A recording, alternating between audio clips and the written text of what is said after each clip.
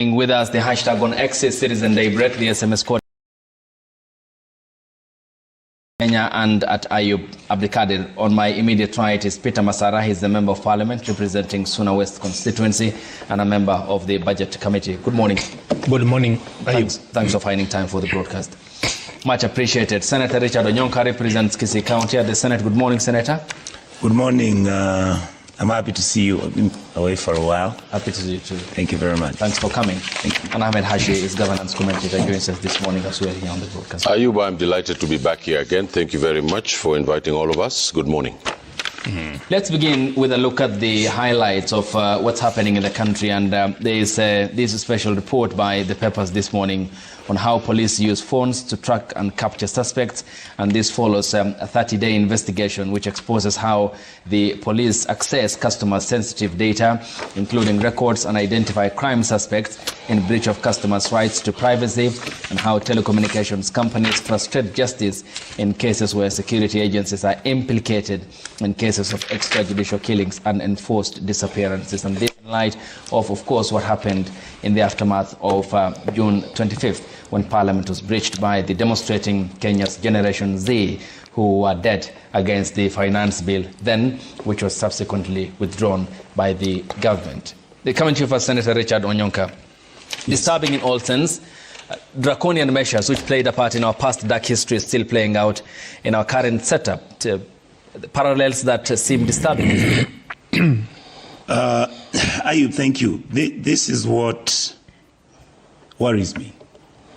The young people in this country today who are the age of 25, maybe up to 30, may not necessarily remember or understand what actually happened. What is happening here at the national level is something that has happened before. And these events were, in fact, some of the events which made Kenyans rise up and wanted to change, bring in a constitution that will protect human rights, civil rights, make sure that every Kenyan had freedom of expression, freedom of demonstrating. Because that is demonstrating and disagreeing with government is one of the ways on how you allow the public or your public to vent without necessarily wanting to throw away the water and the bucket. And I am just worried because I see our country drifting into that bad behavior. I see my country becoming a country that information that is coming out. And Ayub, I would like to link up what you've asked me with what the president is saying. I just want to tell the president that we are not propagandizing or giving the government a bad name. No, we're just stating the facts. I mean, young people are disappearing. Some of them are being found. All leads lead to the fact that it's government officers who are tracking them down and arresting them. Information that we are receiving is that some of them are being held and killed because they participated in the demonstrations that took place with the Gen Z. How can that be propaganda? I mean, you have families who are talking about what's happening at the former Nairobi City Mortuary. You have so many bodies in that mortuary until it's been closed. I mean, it's painful. And yet, these are things that you would wish that our country didn't get back into. Yeah. These bad habits that we've always carried with ourselves historically. The mistreatment of our people, basically dismissing and disregarding what people feel and what they think. When you have people saying we want good governance, yeah, then you are targeted and you know what comes out of that. So I want to say that first, the team that did this story, I am very, very happy with them. How I wish that we would have an independent body that would actually begin investigation on this matter. For example, I'll give you a very simple analogy. If these journalists have written, I mean, they have investigated and written this story that there were actually mobile phones which were the people who've been killed, their mobile phones were the ones which were being used to track them down. The reality is that, Ayub, that you can actually track who was with this individual as the last person, because you are going to get on GPS, your phone is going to reflect where you are. The killers who are sent to kill these young men, they were carrying phones, and their phone numbers are known. So again, it comes back to the government. Can the government make sure, first of all, that all these things stop? And number two, I believe that justice has to be served, because this is going to be a blot on President William's Ruto presidency, whatever he does. Thank you. Honorable Peter Masara, what do you make of this very blatant, flagrant disregard for human rights, given what has happened since June? Actually, what I want to say is that some people are living in denial. No, it is a long time when people used to be treated the way they are being treated now. With the new dispensation of the 2010 Constitution, and we have the new commissions which are in charge of human rights, and those who are even checking on how the police officers are working, there need to be a big change and a shift on how things are being done today. Okay, the security of the country is important, but the security agencies need to scale up on how they operate, because it is quite embarrassing to a country with like Kenya still getting such headlines that the citizens of this country are being abducted and some are in mortuaries.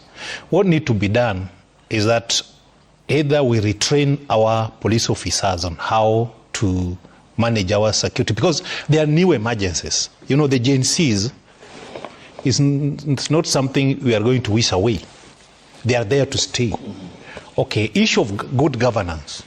We have come from far to this stage where people have the right to question what is happening. And that is what is called good governance. When public question how their money is being spent, how they are being governed, that shows the democratic space we have. So I believe some people have not accepted the fact that Kenya is a multi-party democracy. And the multi-party democracy entails the public questioning what is happening. And when they do that, it is their right. And it is in the 2010 Constitution that they have the right to question. When they are doing it in a way which is not pleasing to the government, there are courts. People can be arrested and be charged for offenses the government feel have been committed. But abducting people and killing people without trial is an embarrassment to this country. How then do you, as a lawmaker, how then do you think we can remedy the situation given the circumstances that we are in? And when the Interior CS, Professor Kithure Kindiki, appeared before the National Assembly Security Committee, he admitted that more than 130 Kenyans are missing and cannot be accounted for. If the government cannot account for its citizens, who will? That's why I still go back to the 2010 Constitution. We have IPOA. Now this is where IPOA should come out. It is the work of the IPOA to investigate the conduct of police officers, and they are using public money to run their offices. From the time the Minister for Interior talked about people who are missing, have not had a statement, a proper statement from IPOA on the same note. So some of the agencies are failing us as a country. On this, I squarely blame IPOA. Since the minister in charge of security has admitted that there was a problem, where do we run again? It is the work now of IPOA to investigate, to come up and to tell us the culprit, because these people, this crime were done by individuals. This individual maybe got instruction from somewhere. Already the CS Interior has run away and said he was not part of it.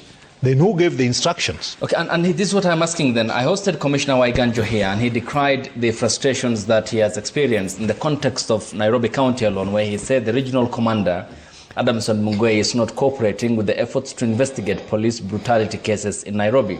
You parliamentarians are accused of underfunding it. The gross underfunding it is also another problem because there is not enough personnel for it to exercise its mandate across the country. How do you solve those two double problems? Personally, I'll not agree with Waiganjo. Ayuba was in Security Committee for 5 years. There are some of development which has happened in IPOA we need to appreciate. There were few officers by then, but the last 5 years, I also, a lot of money was invested in IPOA. They were given money to open regional offices, their mobility, their staffs. As we talk now, I believe IPOA is well financed to do this work. Because remember, what happened in towards the finance bill, majority of activity were concentrated within Nairobi. Majority, most of the things, if I can say so. So it means they can pull their officers who are in areas which were not very active to come to Nairobi to help the IPOA to bring out a report. You need to lament based on a report. Did he provide any good report on even to few 5 or 6 people who have been identified to have participated in this actual abducting of the Kenyan public? Okay, I'll question you on the budgeting aspect and the personnel vis-a-vis their mandate. Ahmed, how does then the government address this profound trauma and anxiety on the families of missing Kenyans that the government says more than 130? The father of constitutional government, Montesquieu, said that the greatest tyranny is done under the shield of government or the law. Now, the president has sent a chill throughout the security system, and that chill is connected to State House, where the orders of the police system and the criminal investigation departments are issued. Just yesterday, they let out the People's Watchman, Boniface. And I'm not theorizing. They said that the police kept on saying we got orders from above. You know, that overthrows the very idea of habeas corpus, which is the cornerstone of our Constitution. I thought I was in the struggle to change all these things, and I thought that this would close that book. And it's appalling that the men and women who led that struggle, like Mr. Raila Odinga, who is a de facto prime minister in this country today, supports, accepts, and does not condemn the president's tough hand with security. And I think that the president is given the liberty to deal with the issues of law and order in this country. That's his docket. And in fact, when he was being elected, one of his strengths was law and order. But in a constitutional government, law and order has to go through a process. A person is arrested, they read their rights. Here in Kenya, I don't think we'd still read anybody their rights, that you have a right to a lawyer, you have a right to this, you have a right to this, you have the right not to incriminate yourself, and you have to be produced in court within 24 hours. It seems that now we have a detention without trial light, and I think that it's going to get firmer. I argued before in this program that the president was an autocrat and that he had no other political vision except bringing an autocracy back to this country, because he does not have the socio-political basis to govern this country. The member from Suna West and his political party are buttressing the government to uphold peace in this country, if I can use that word.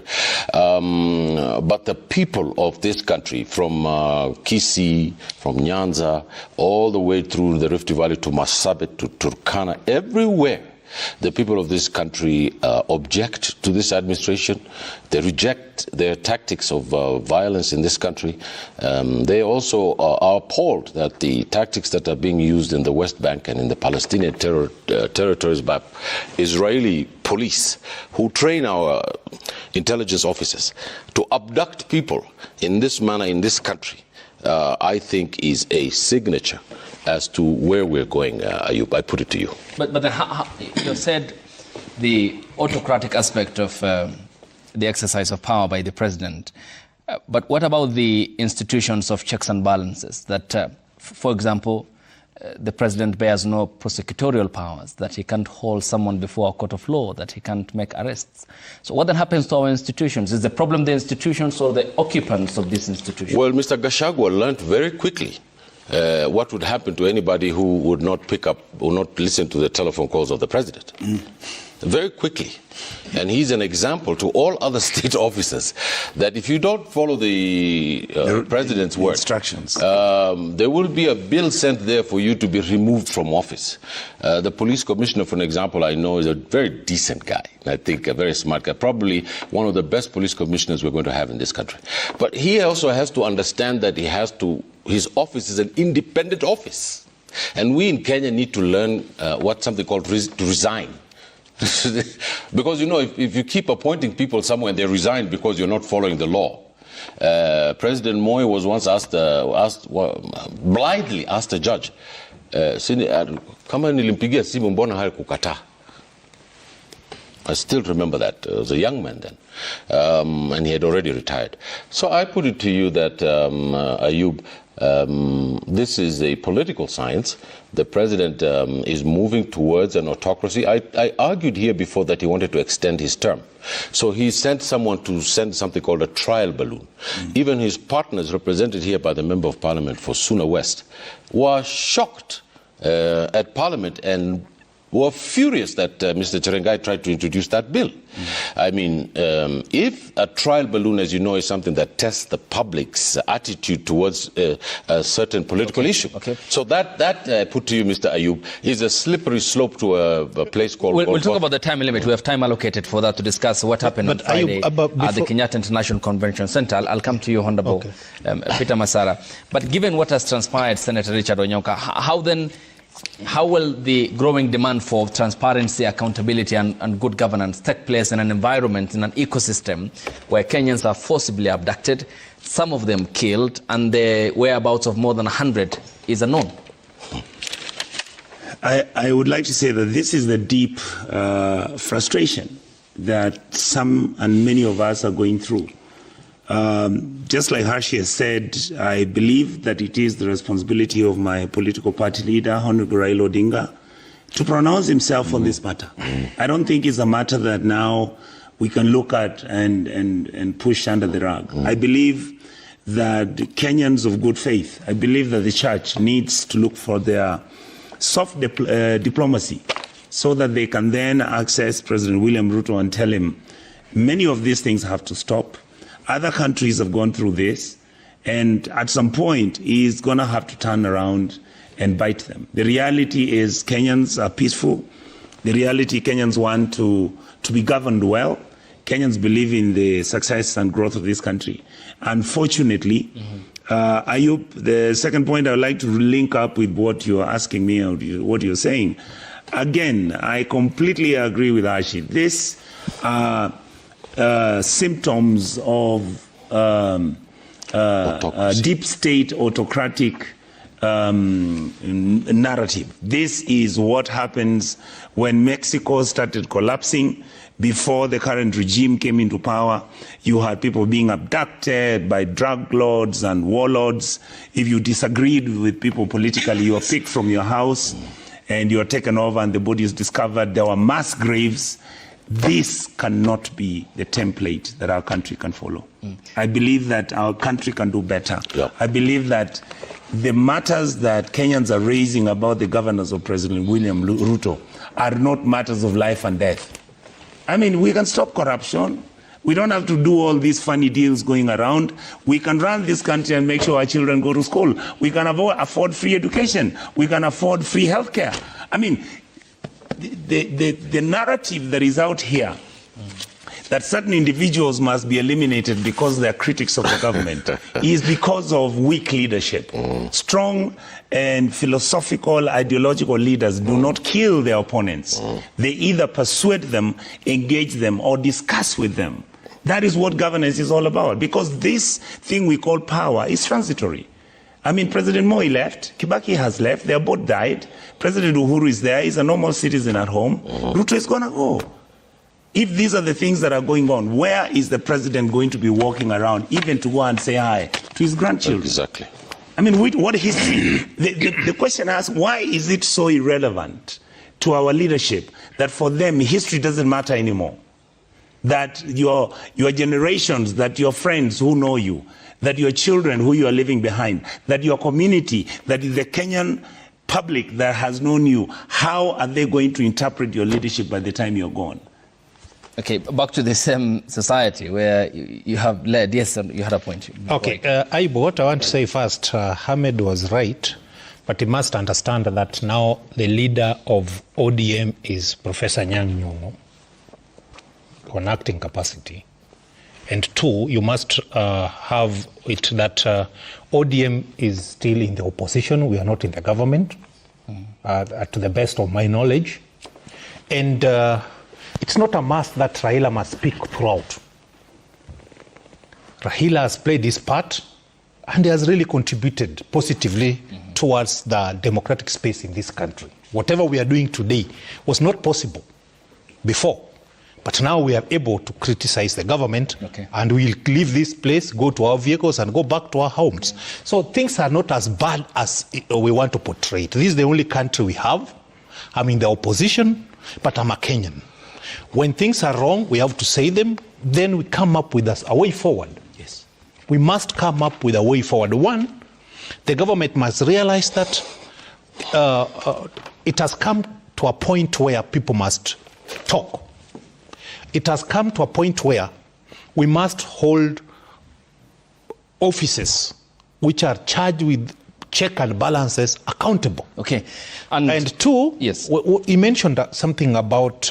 Before you move on, I'll give you the time to make that point as well, and give Ahmed the time to respond back. So the argument is that we'll talk about the Anyang' Nyong'o tenure and the clout in terms of comparison with Odinga's political clout. But let's hear what your colleague had said. Peter Opondo Kaluma is the lawmaker representing Homa Bay Town. He attended a church service with President William Ruto in Moeben constituency, the county of Uasin Gishu. And here is what the lawmaker said. Naona hata nikiongea Your Excellency, bado wanauliza hii watu wamekuja kweli.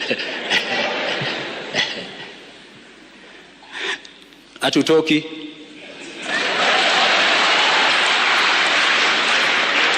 Mahali tumetoka si ndio mbali? Kutembea kutoka Sudan, Uganda mpaka ufike huku. Sasa kutembea kutoka Kisumu na Moiben. Rais hatutoki. Mine is to warn you to respect the presidency. We are searching for it. Hatujawahi pata sisi upande ule. And we will help you. And to caution you that people who come last like us. Si Biblia usema people went to harvest, lakini mwishowe hata wale walitoka nini walipata sawa. Explicitly in black and white says we're in government, we're not living.